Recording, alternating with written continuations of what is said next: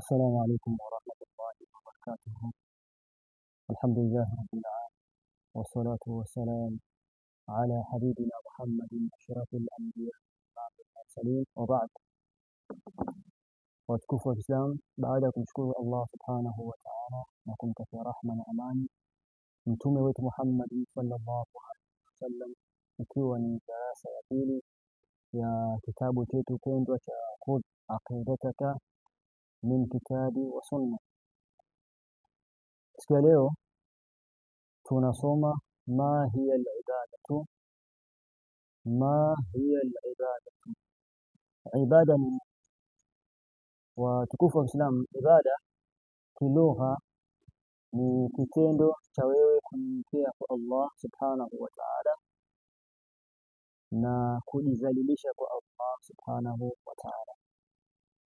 Lakini hiyo ibada kisheria au istilahia tunaambiwa ni ismun jami'un lima yuhibbuhu Allah min al-aqwal wal af'al. Al-ibadatu ibada ismun ni jina jami'un lililokusanya au lenye kukusanya lima yuhibbuhu Allah, katika yale ambayo anayapenda Allah subhanahu wa ta'ala, min al-aqwal, kutokamana na kauli, wal af'al, na kutokana na vitendo. Muallif wa kitabu akatoa mifano na kutuambia kadduai, kama vile dua ibada, waswalati, kama vile swala na ibada, wadhabhi, na kuchinja nako ni ibada. Kwa maana haifai kumuomba asikuwa Allah subhanahu wa ta'ala, wala haifai kupeleka ibada yoyote ya sala kwa asikuwa Allah subhanahu wa ta'ala, na wala haifai kuchinja isipokuwa uchinje kwa ajili ya Allah subhanahu wa ta'ala. Kisha muallif akasema wa ghairiha, na mengineyo asikuwa hayo ambayo ametaja. Qala Allah ta'ala, amesema Allah kufu, qul, sema ya Muhammad, inna salati, hakika ya swala yangu, wa nusuki, na kuchinja kwangu, wa mahyaya, na uhai wangu, wa mamati, na kufa kwangu, lillahi, yote hayo ni kwa ajili ya Allah rabbil alamin, mlezi wa ulimwengu.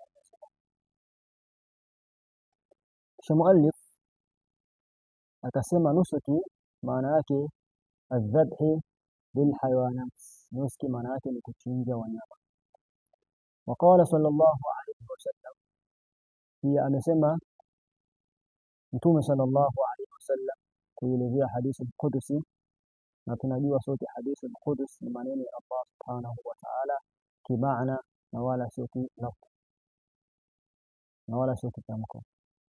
Wama taqarraba, na wala hakujikurubisha kwangu mimi abdi, mja wangu, bishai'in, kwa kitu ambacho ahabba ilayya, kinapendeza zaidi kwangu mimma aftaratuhu, kuliko vile ambavyo faradhishia alayhi billah.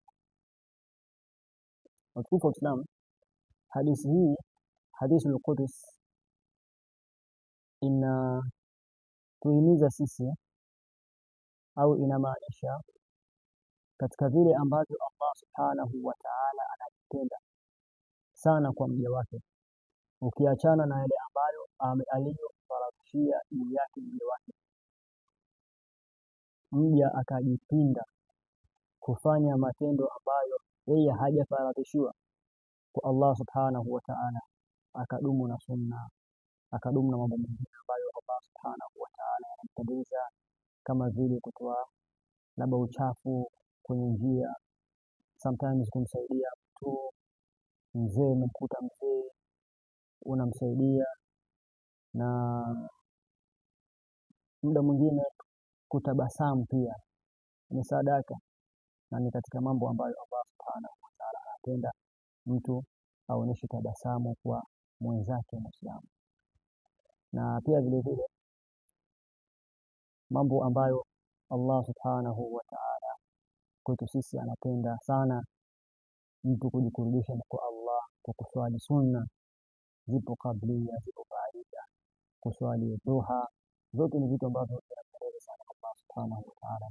Tukufu Islam, tujikite katika ibada na tuipeleke ibada kwa Allah subhanahu wa ta'ala, na wala tusimshirikishe Allah subhanahu wa ta'ala. Kingine anayepaswa kuombwa ni Allah subhanahu wa ta'ala. Muombe Allah subhanahu wa ta'ala, na wala usipeleke maombi kwa asiyekuwa Allah, isipokuwa kwa mtu ambaye kitu ambacho anakiweza katika kuombana sisi kwa sisi. Lakini kuna maombi ambayo yanamstahili Allah subhanahu wa ta'ala, hayafai kwa binadamu. Na mambo ya kuchinja, wengi tunapenda kuchinja kwa ajili ya maji. Hiyo haifai, ni haramu.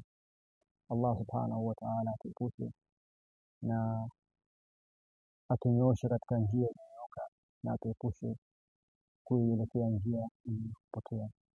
Nadhani hadith al-Qudsi rawahu al-Imam al-Bukhari. Hadith al-Qudsi pia amepokea Imam al-Bukhari. Nadhani tutakuwa tumeelewana kwenye darasa hili. Assalamu alaykum wa rahmatullahi wa barakatuh.